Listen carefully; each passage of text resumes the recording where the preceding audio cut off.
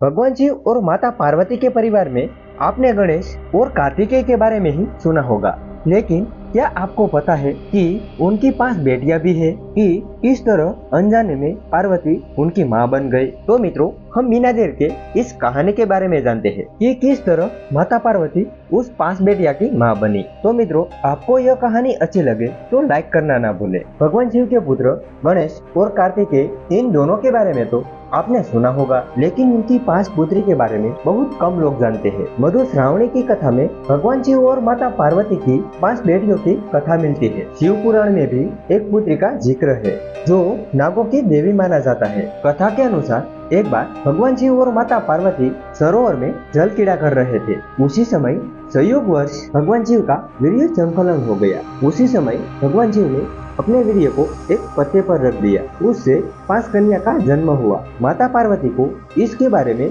कोई जानकारी नहीं थी कि शिव लीलाओं से 5 नाग कन्याओं का जन्म हुआ है, लेकिन भगवान शिव को यह सब पता था और उसका गणेश और कार्तिकेय की तरह भगवान शिव ध्यान रखते थे।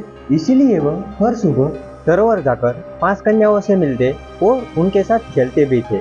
ऐसा कई दिनों तक चलता रहा। माता पार्वती को शक हुआ कि आखिर महादेव इतनी सुबह कहाँ जाते हैं, इसीलिए उन्होंने तय किया वह इस रहस्य को जानकर ही रहेंगे। एक दिन जब भगवान शिव सरोवर के लिए निकले, तब माता पार्वती भी उनके पीछे पीछे सरोवर तक पहुंच गई। माता पार्वती ने देखा कि महादेव पिता की तरह उस 5 कन्याओं के साथ खेलते रहे। माता पार्वती को यह देख क्रोध आ गया और उन्होंने क्रोध के वशीभूत में उस 5 कन्याओं को मारना चाहा। जैसे ही उन्होंने मारने के लिए पैर उठाया, तभी महादेव ने उनको रोक के बताया कि यह 5 नाग कन्या आपकी ही पुत्री है।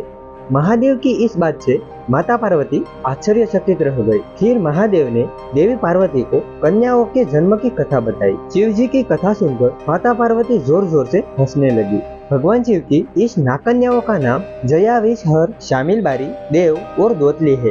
भगवान शिव ने अपनी पुत्रियों के बारे में बताते हुए कहा कि जो भी सावन माह की शुक्ल पक्ष की पंचमी के दिन नाग कन्याओं की पूजा करेगा, उनके परिवार को सर्पदंश का भय नहीं रहेगा। साथ ही उन देवियों की कृपा से घर में कभी धन धान्य की कमी नहीं रहेगी। यही कारण है कि सावन कृष्ण पंचमी और श्रावण शुक्ल पंचमी के दिन इन 5 कन्याओं की पूजा की जाती है। तो मित्रों, कहानी कैसी लगी कमेंट सेक्शन में बताना ना भूलें और ऐसे ही धार्मिक कहानियों के लिए हमारी इस चैनल को भी सब्सक्राइब जरूर करें।